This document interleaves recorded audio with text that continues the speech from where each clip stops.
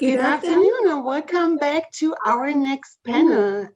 We know it's always difficult to join the next session after having had a lunch break, but I can promise you will not regret it. Um, it's worth to stay, it's worth to join for those who still think what you do now, and it's worth to participate.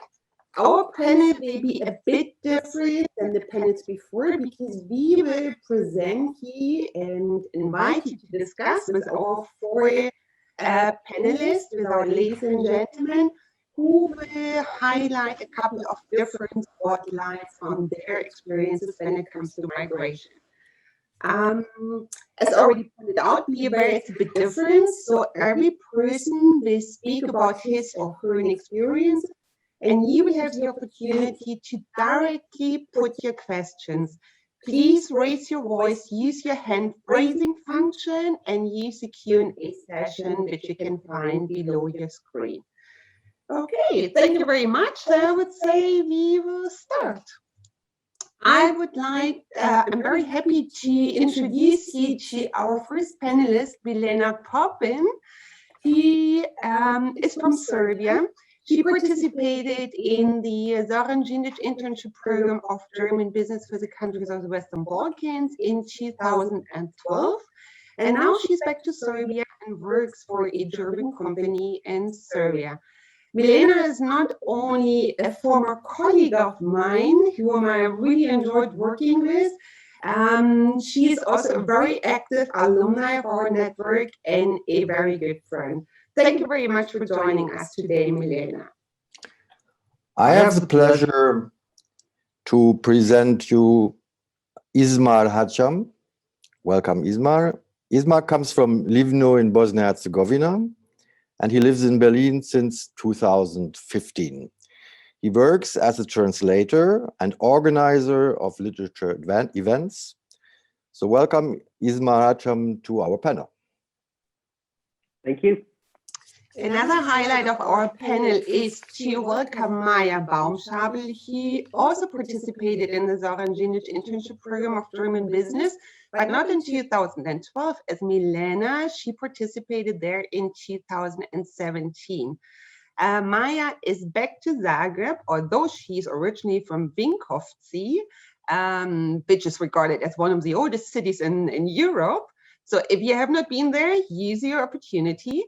However, Maja has been actively developing our alumni club in Croatia because she's one of our coordinators in Croatia, and she has also contributed to the further development of our regional network. Welcome on board, Maja. And I'm now pleased to introduce Uroš Milutinović.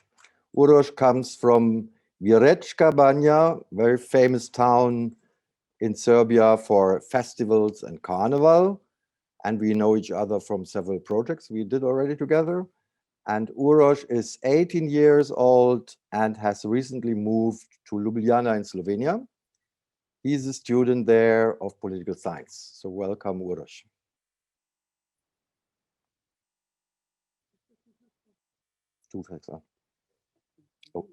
Sorry, it's mine. I have now the pleasure to present you my colleague and friend, Antje Müller, who will be moderator together with me today. So Antje is program director of the Zoran Djindjic Internship Program of German Business for the countries of Western Balkans at the German Eastern Business Association.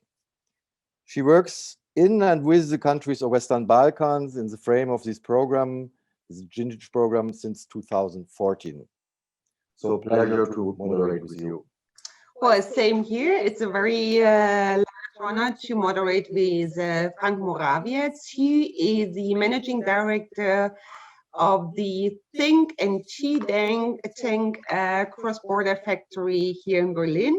But he's also the regional coordinator of the Southeastern European Initiative of the Franco-German Youth Office.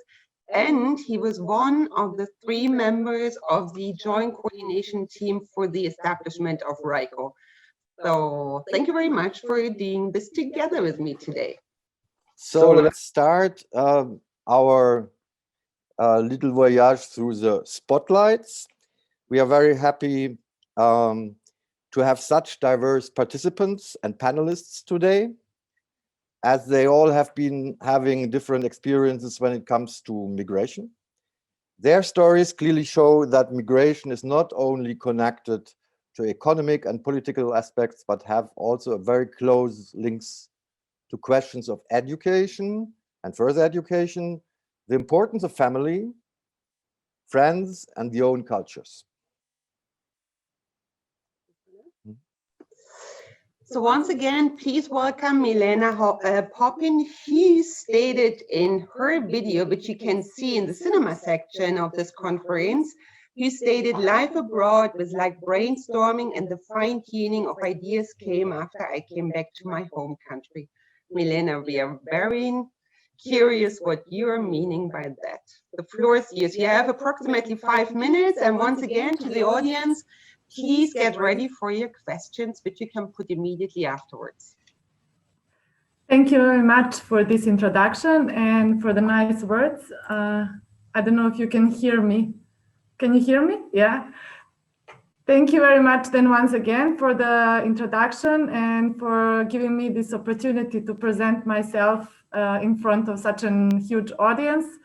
I would like that I can see you and that I can talk to you personally, but this is how it works in the current time. My name is Milena Popin. I'm a student. I'm now currently working at Lidl in Serbia, actually not in Belgrade, but in Nova Pazova. And I completed my internship in 2012, as Antje said. And at that time, I've been studying economics at University of Novi Sad. And I completed a couple of internships in different companies, Coca-Cola, Banca Intesa, and huge names here in Serbia. But still, once I had the opportunity to go with our professor on a field trip in Germany, and then we went to Stuttgart, in Baden-Württemberg, and in Bayern. We visited the huge factories, and we actually had a chance to see how it works, what we studied from the books. And then at that point, I decided maybe it's time to go abroad and to see how it really looks in developed countries and how it really works and how in 10 years it will look like in Serbia. So I applied 2 years in a row for this internship program, and at the end I ended up in Düsseldorf. And I really like the place and the city and everything, especially the possibility to spend 6 months abroad. But what was very important for me is that I haven't been there alone at that time. I had 60 other people from Balkan region who can support me in any problems, in any trouble, with any questions. So after this internship, I got there very well, and I got very well connection with my pate and with mentor and with everybody. But I set in my mind to come back after 6 months back to Serbia. And when I came back here, I wrote actually my master thesis, and that's why I said that was brainstorming. You saw it, the garbage collection, you saw it driving with a bicycle to the work is really possible. You saw a really couple of good ideas. Being on time is something really okay, so you can organize your time, and so on and so on. So I learned a couple of good things, and I came back to live again in Belgrade. And I've been working at the Zoran Djindjic Foundation and at university. And then again, I got that urge to go abroad and to go to live again in Germany. And then I had the opportunity to spend my half a year in Bulgaria, half a year in Croatia, in Austria, and in Germany. And all that mixture, this was also everything abroad, but everything so different. So I learned a lot of new things from each country and each culture. And then I again decided to come back here in Serbia. And this, I think it will be a long-term decision to stay a couple of years here, to use the opportunity to work where my network of people is, where my language is, but still to have a chance to travel abroad quite a lot because of work. And today to work, I think half of my working time in Serbian and then the other half in German or in English. So this is how it's working in international companies. And what I mentioned, I will just shortly mention here in my video, you can hear it.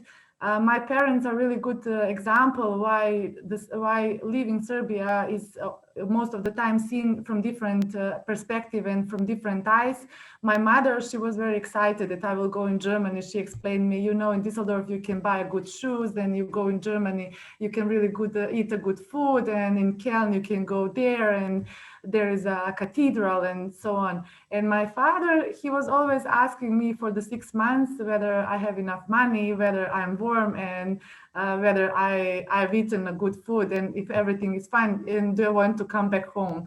And actually, when I came back home, he said, it's nice that you have spent 6 months abroad, but now you're home. And then he showed me the biggest ham he was waiting for me to start to eat.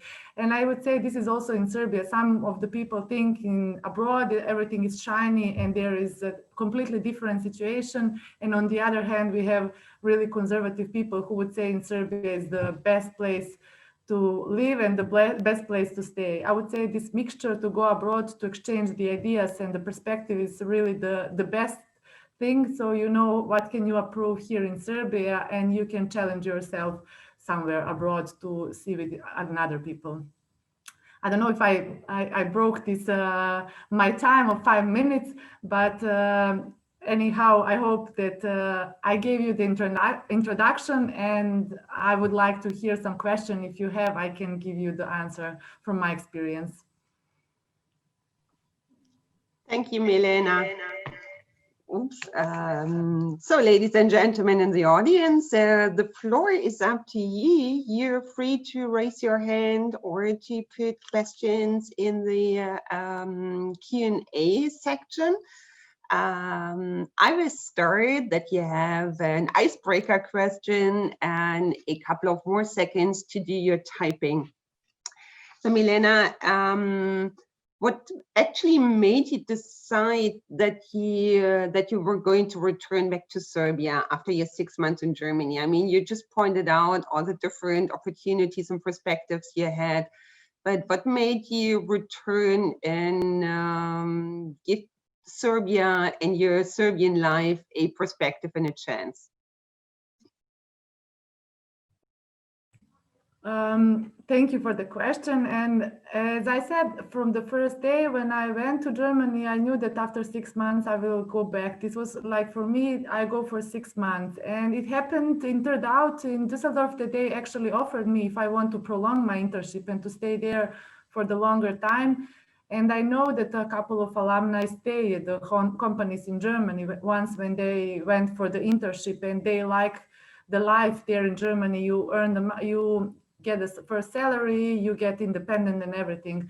But for me, I decided at that moment that I will go abroad and maybe try to live abroad only once when I have my own family, so that I have my natural surroundings somewhere abroad. There is a couple of small things which are different in Serbia and in Germany as a culture-wise, but still I knew that I need my natural surrounding and my Serbian way of thinking and seeing the point to make success somewhere abroad. And also I somehow knew that before I learned German language very well, I will not stay there because I cannot make a strong connection and just to go hang out with the people.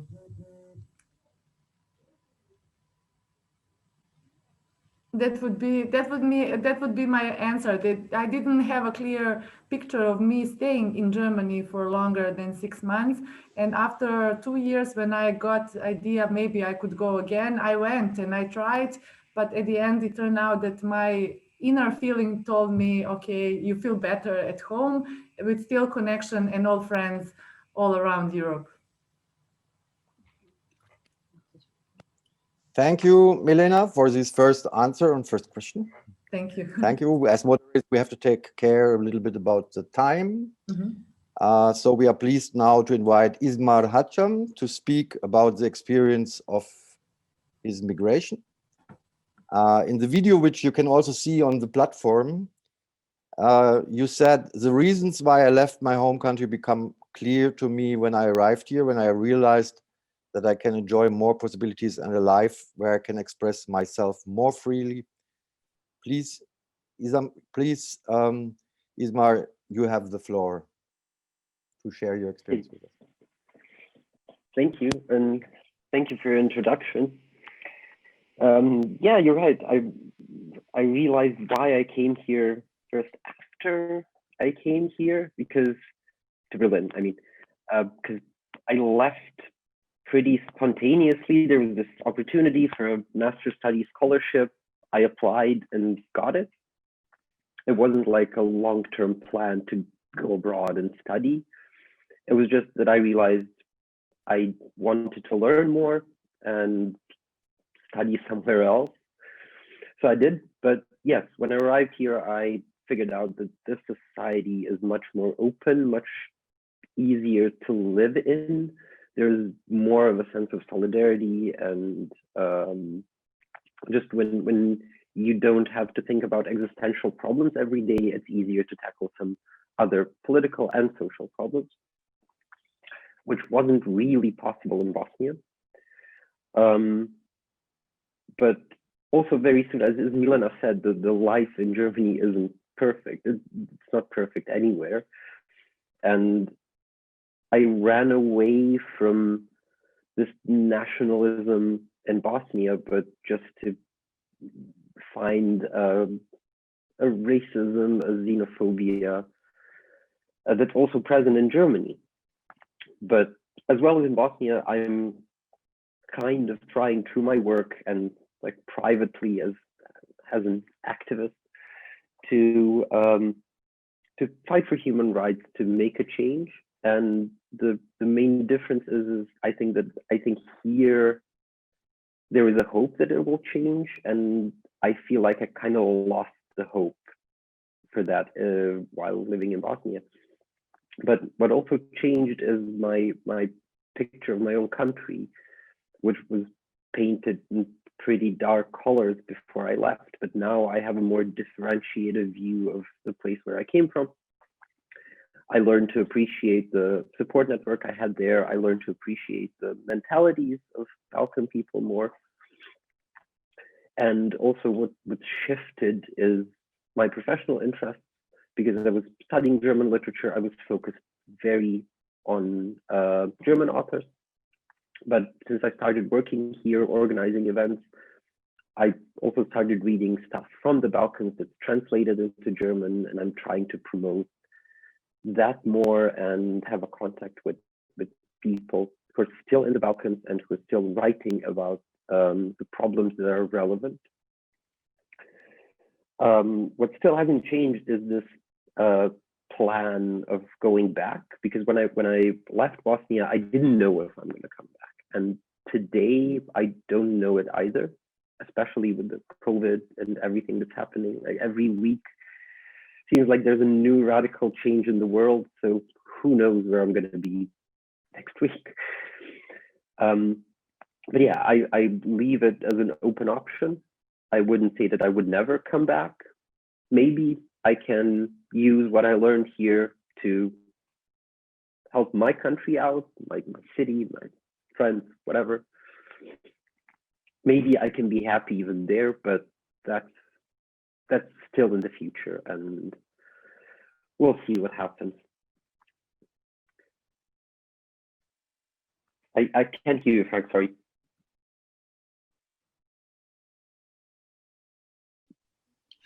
Thank you very much, Ismar. You hear me now? Yes. Yeah. Thank you very much for your contribution and your shared experience. I have one question to you. How would you describe the consequences of your decision to come to Germany as a migrant? What does it mean for your daily life? I mean, for your perspectives also.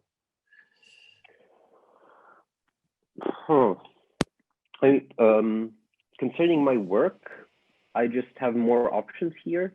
I'm not confined to academia, but there's more, just the cultural scenes in Germany are more diverse, and there's just more possibilities to do stuff with literature than just teaching it.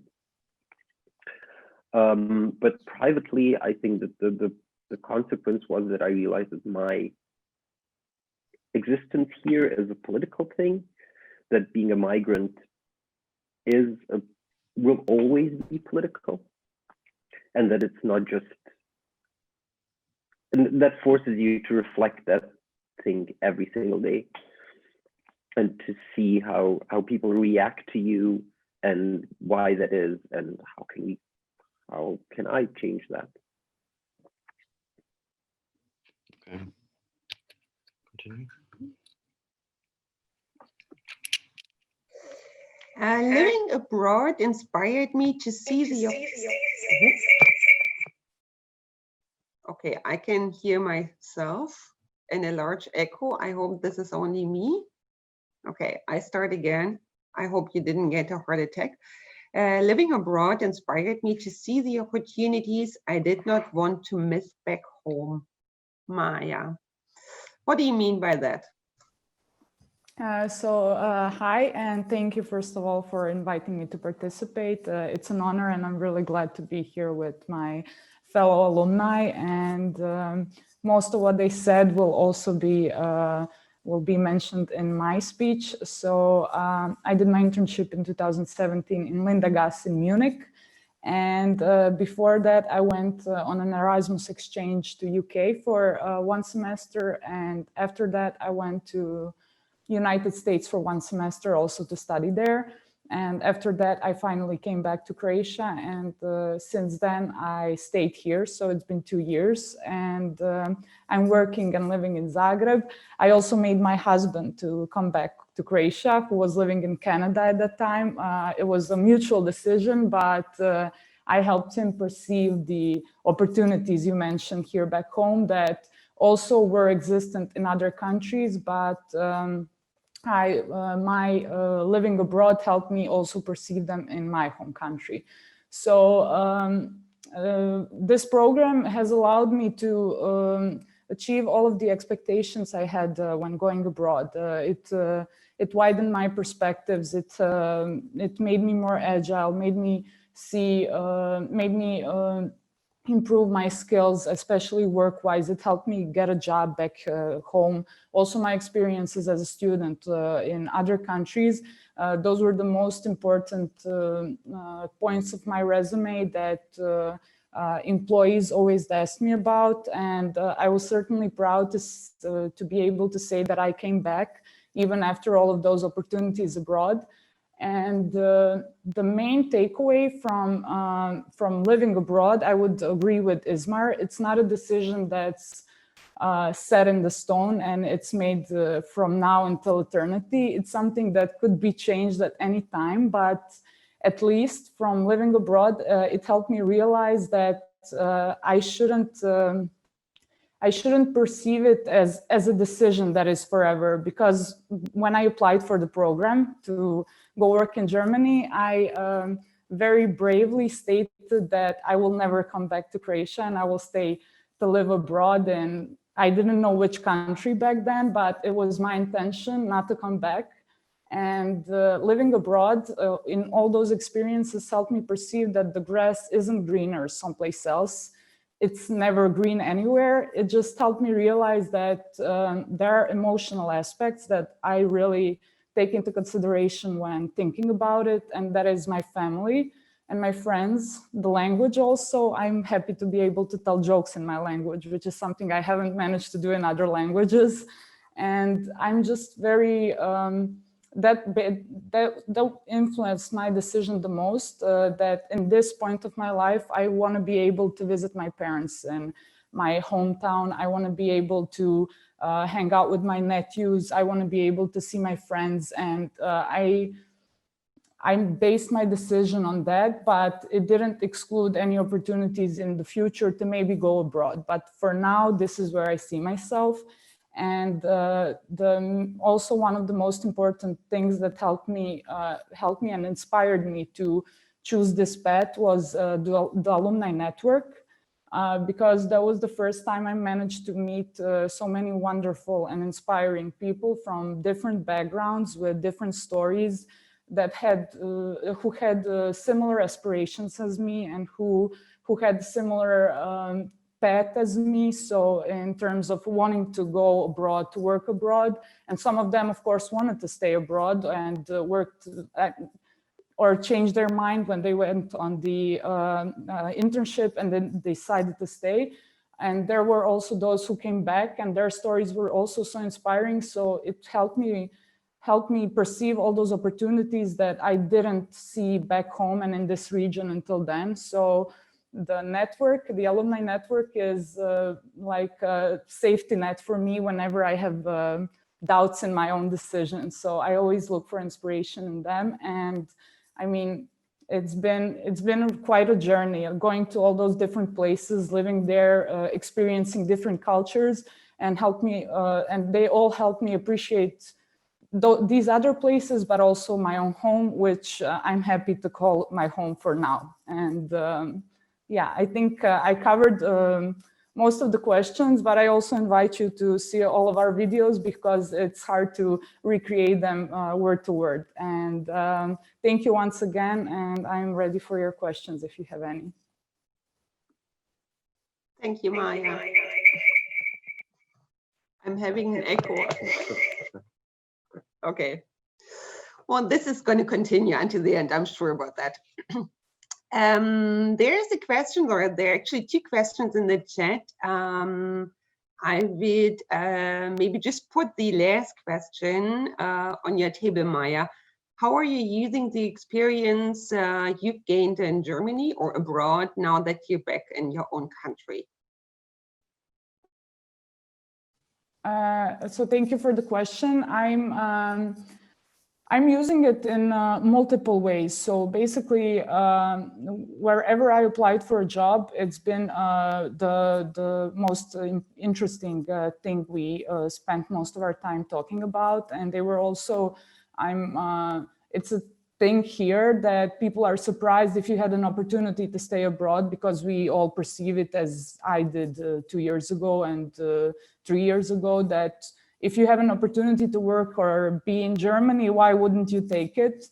And the fact that I decided to use those knowledges, that I had a great mentor there who the program connected me with, and the fact that I improved my language skills and came back home and want to implement them here, it makes them, at least I believe so, appreciate my eagerness to work and live here. So it's helped me in that way, and also especially in terms of seeing clearly my career path, because before working in Germany in corporate communications, I didn't know I wanted to continue working in corporate communications because I haven't worked there before. I worked in PR, public relations, and ever since doing my internship in Germany, I focused my remaining education, and also am focusing my career now in developing in that area. So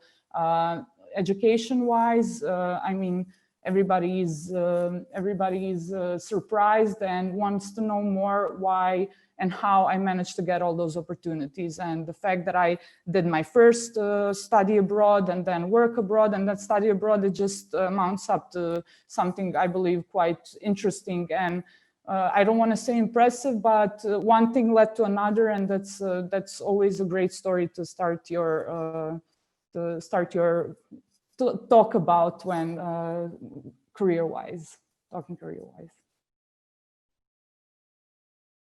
I hope I answered the question. So thank you, Maja. And now, last but not least, I would like to invite Uroš Milutinović to share with us your experiences and reasons why you decided to start your studies in Ljubljana, Slovenia. In our interview, you mentioned in the video, I decided to move from my home country because I didn't feel that there was enough freedom. That there was enough freedom, and I think that young people don't have a good future there. So please, Uroš, you have the floor now. Okay, thank you for the phenomenal introduction, and thank you for the opportunity to speak here. Since the young age, I have been oriented to leave Serbia. Both of my parents have been working abroad for years, and that concept was never strange to me. It was always, if you want to be successful, you leave. There's nothing there. And growing up, I learned that that is not fully true. There are plenty of successful people with great lives who very much enjoy living in Serbia. But as I was growing up, I just fully realized that that could never be me. I could not live and see all the social unjust that was happening around me, and I didn't think that that was a fitting place to one day raise my own family. And as soon as I enrolled in my hometown high school, I started the search for the perfect field that I should go into that would allow me to leave. And typically you see doctors and computer people get jobs abroad and get approved for visas, and I did not want to do any of that. I wanted to study politics, and I was very adamant about that. So my only way of actually going abroad, in my view, was studying abroad. So I considered all the countries of Europe. I wanted to live in European Union, and my first choice was Austria. But in 2018, the contract between Austria and Serbia ended, and Serbians then needed to pay tuition to attend Austrian universities, which was not the case for Slovenia. In Slovenia, Serbian students do not pay tuition, and that was one of the driving goals to take me here. I have been here only for a bit less than 2 months, so my story is not as fully realized as the other panelists. They probably can tell a much more detailed story, but as soon as I came here, I realized that I probably will not come back. You come here and the grass might not be greener, but there's definitely more opportunities, and it is just easy. It's not in Serbia, without parental support, students cannot live. If your parents decide they will not support you financially for your university studies, you basically have no way of actually doing that. And here, student wages are not phenomenal, but good enough to sustain yourself. The financial situation in general, not phenomenal, but much better in Serbia, and it's just a driving force for me to graduate as soon as possible and experience other things. Also, one of the main factors for me was experience and meeting the new culture and traveling. So I don't think my migration story will end in Slovenia. I plan on going to many other countries and potentially settling at one at some point. I see that other panelists, some of them have decided to come back to their own country even after living abroad, and maybe that will be my story, but currently it does not look like that. I hope I said everything you want to know, but feel free to ask any questions. Thank you, Uroš. I know that you was very, very active in civil society. So and that you also worked on a more regional level. So my question to you would be, what do you think has to be changed? So not only in Serbia but in the region also, that young people feel to have a future there, and that young people also take in consideration the option to find a future there in the countries of the Western Balkans. Yeah, so I have been a very active in human rights region. I have been to Srebrenica. I have done many. I've been part of many activist organizations to fight for human rights, and I do think that that is the main cause of people leaving Serbia. Economic prosperity definitely is one of them, but it is by far not the main reason why young people are leaving.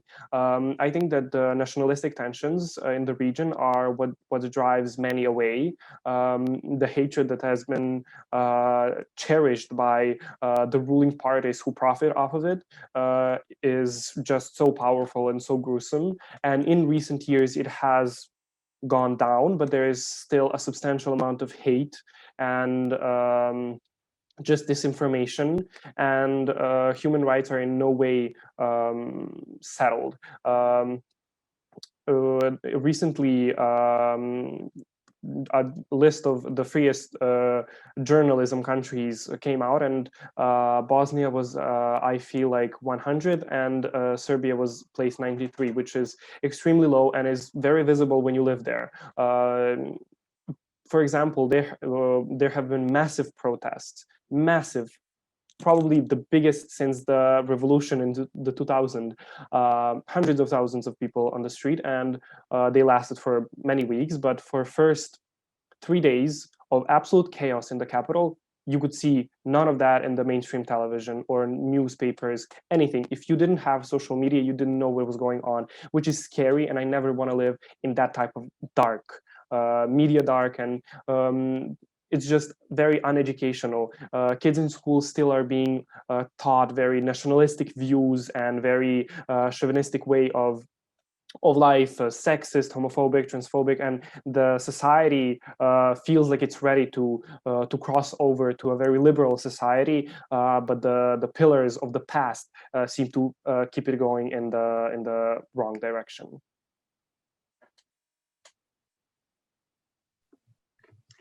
Okay.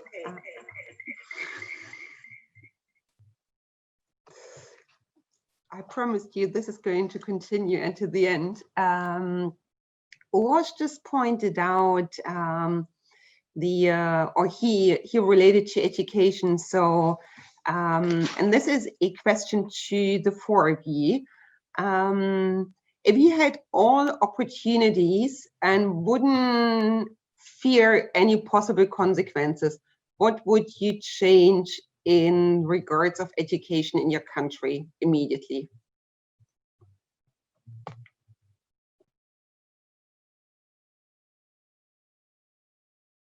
Okay.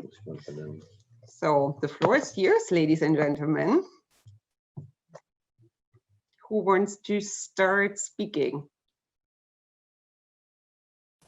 I'll go. So there Maja, was. please. Thank you. In education-wise, I'm very grateful. Can't hear you, Maja.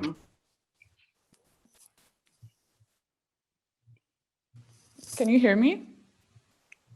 Okay.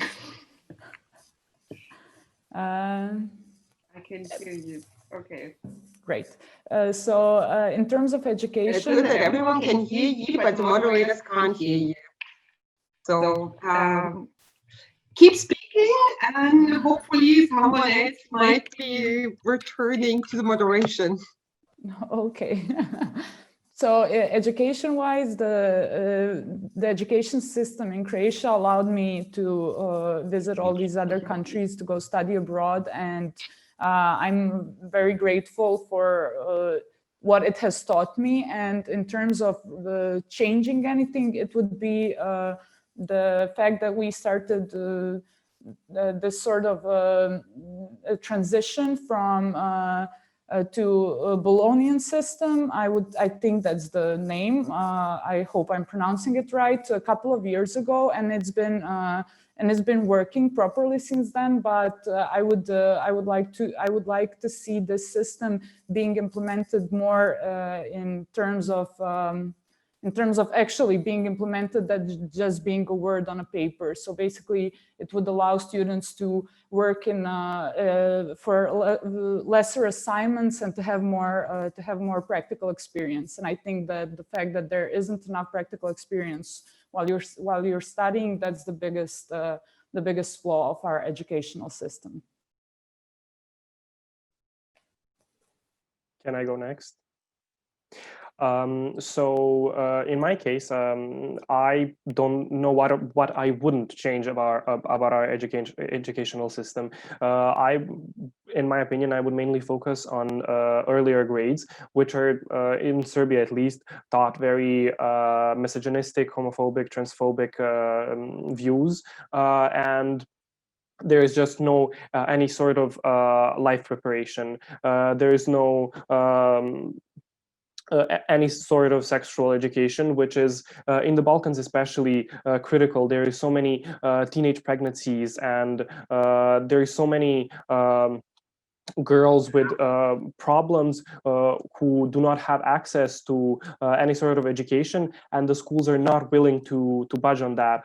In my school, I try to organize a lecture for everybody on STDs, on abortion, on everything, and my school just told me that that was too controversial. And until stuff like that changes, until we learn that women are to be in the kitchen and men are to go fight wars with our neighbors, I don't think our society can progress. And I think we need to allow the young and the children to form better opinions and to not be so hate-driven since a young age.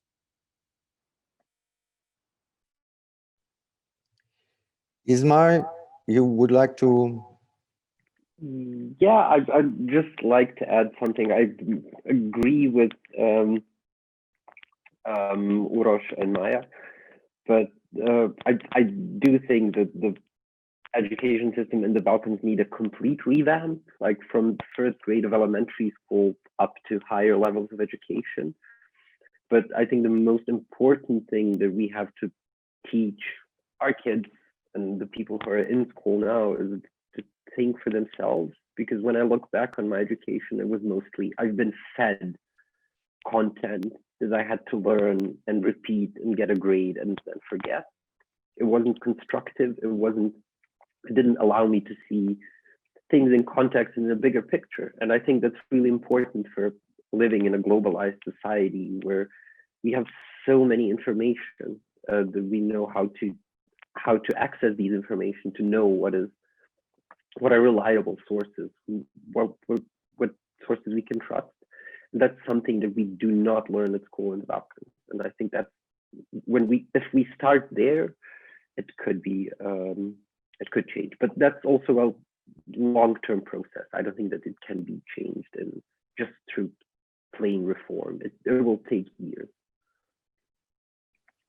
Thank you, Ismar, especially because you mentioned this point, because dealing with complexity, I think, is a challenge for all of us, in not only especially in this corona pandemic situation, but also when it comes to future challenges. Milena, please, you have the floor. I'm just going to agree with the three other alumni, and definitely I would say what we never got an opportunity is to exchange the opinions and to exchange the seeing point of the different things. And from the primary school, you are teach how to respect the professor and everything, but you never can discuss about some things. And this is how you should take it, just like that. And probably from the children, if they are asking why is this like this, you have to explain, and you have to explain again and again from the different perspective until they get it and until they understand why it's that like that. It's not like the sun is yellow because I say it like that, but you have to explain why you see it like in that color and everything, so that in some point you get to the logical way of thinking. And the other thing, what I saw it from the university and from the high school, most of the time from our education system, is lack of practical experience. People who studied, they went to PhD and they finished at university and high school, and that's why I never stayed at university. I had the opportunity to work 1 year, and then I decided I'm not gonna be one of my professors. I go to see how it's working in the practice. And in the practice is like that. You have to find a solution, and maybe one day it will become a theory, but you have to really think critical and to find a solution. It's nothing written by the books.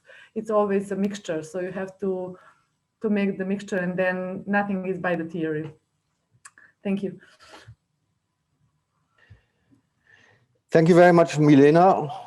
There are no other, let me check if there are other, there's one more question in the question and answers. So how do you see the youth migration experience in the cultural context? In other words, no matter what happens with education, rule of law, and economic opportunity, will Vienna always to be close? How do we take this into account when designing solutions? So this is a question from our participants. So who would like to answer on this question? Maybe Maja?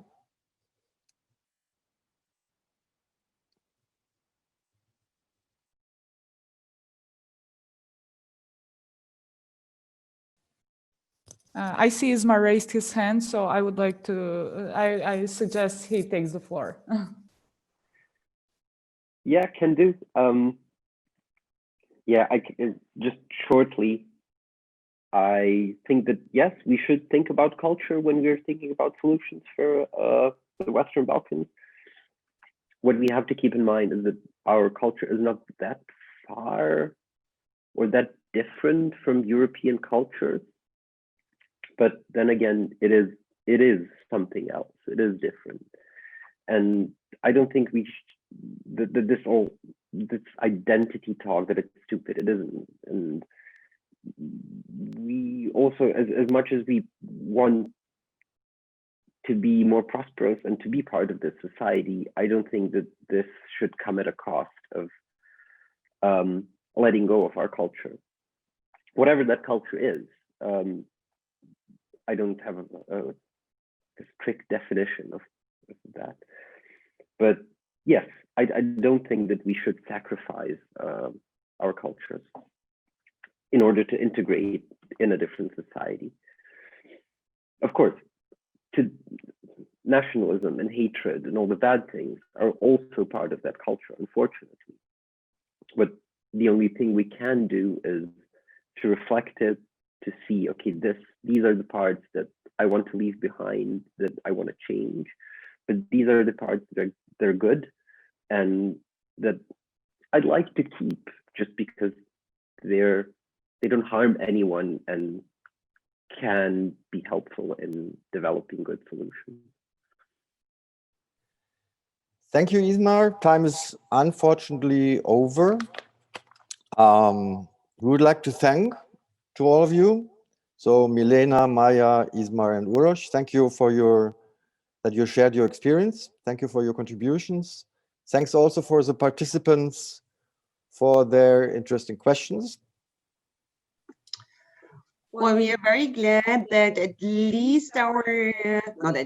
that our short round of discussion and your insight stories could also give a different, or could give room for different aspects of migration, and specifically education as one aspect, but not only, also the importance of families and friends, but also the neglecting of human rights. Which should not be forgotten in the entire discussion when it comes to migration.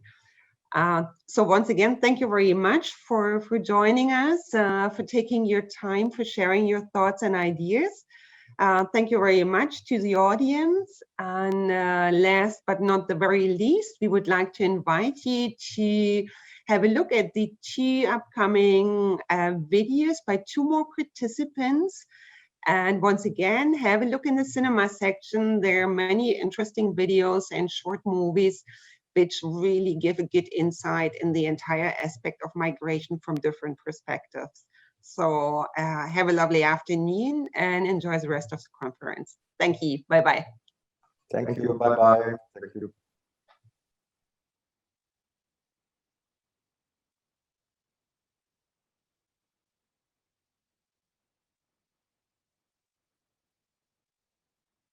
Hello there. So my name is Vladimir Božović, and I'm an electrical engineer from Belgrade, Serbia. I was born and raised in Belgrade. I'm 26 years old now. And 4 years ago, I emigrated from Belgrade to Milan, Italy, in order to pursue my master's degree in management engineering. I never saw myself 100% as an engineer, someone who is completely introverted, who would spend his days working at a PC, writing code, or in a factory. I saw myself as someone who is a little bit more extrovert, a little bit more socially oriented. So I wanted to change my professional background from electrical engineer more towards something socially applicable like management.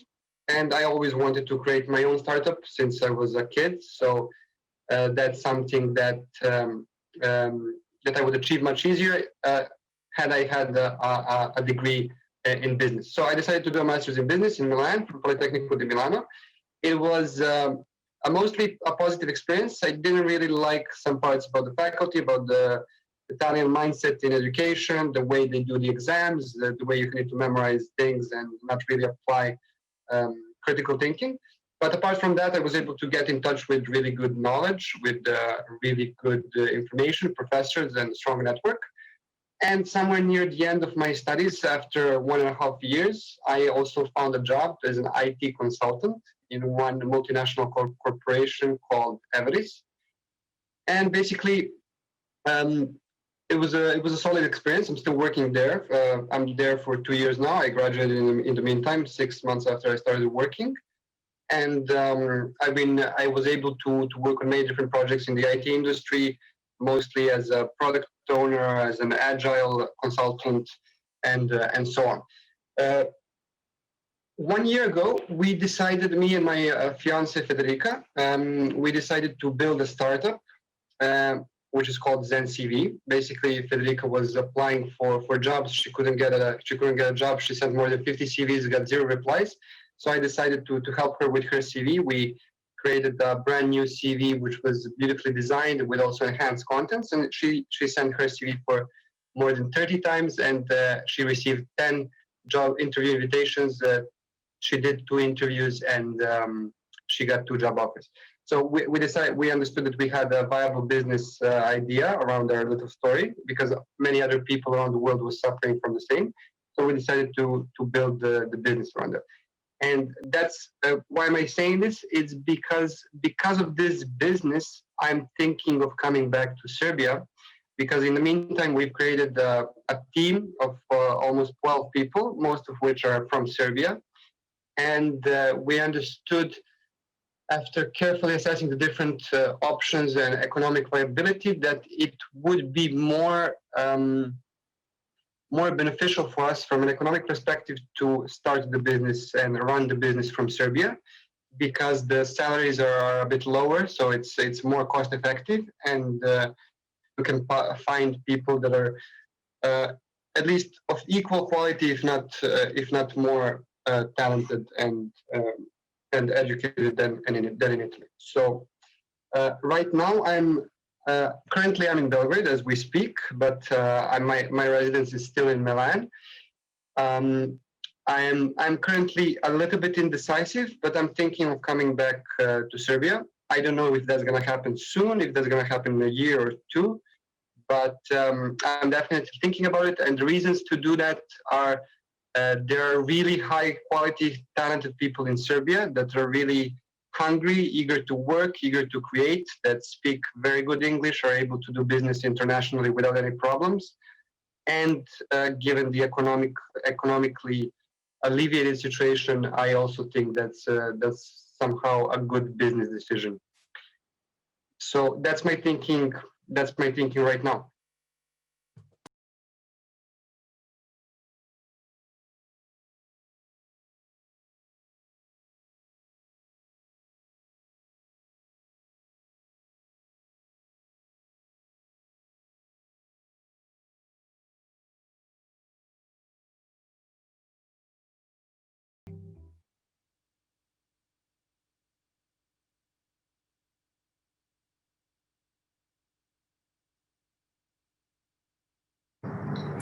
Hello everyone, I'm Morawietz, I'm from Montenegro, and in the eyes of my community, I have failed 3 times. First time, I failed because I did not stay to live in Germany after I had finished my internship in Bonn. I failed to stay in Great Britain after I had finished my master's studies in London. And I still haven't moved to live in France, although I have married a French citizen. So that's my 3rd failure. What happened that made me not succeed the way my community would expect me to? Thanks to the amazing program supported by the German Eastern Business Association, I was honored to be among hundreds of brilliant young women and men from the Balkans who got the chance to go to Germany and gain first-hand experience working in a German company. I came as a reporter from the top-rated and most trusted TV station in Montenegro to work at the Deutsche Welle news desk. After working for a few years as a journalist, or investigative journalist, if you will, I wanted to learn how to do better stories that would have greater impact and lead to change. And what I understood from my German experience is that good stories of young journalists require time, good and professional guidance, and fact-checking. They also require good working conditions, basic ones, that you have your own computer, chair, space, and advanced ones, mutual trust with your supervisors, decent salary, and constant opportunities to learn. In Deutsche Welle, I have worked at the Balkan news desk, and all the stories I did were about my country. There, I learned that they are missing good correspondents from Montenegro. And so I realized that I wanted to continue reporting about issues in my country, from my country, that I can be a correspondent Deutsche Welle was missing in Montenegro, and continue working at my old job, which I really felt passionate about. Most importantly, in the Balkans, there is always this pressure against journalists for doing their job. They are seen as being too nosy, biased for exposing the corrupt officials, and they are even called traitors, as opposed to those who practice uncritical reporting from press conferences. I knew that as a journalist, you may be accused of various things by those whose wrongdoings you are trying to expose. But working in a German company, a German media outlet, gave me self-confidence, as there I have learned clear criteria of professional approach that I did not doubt.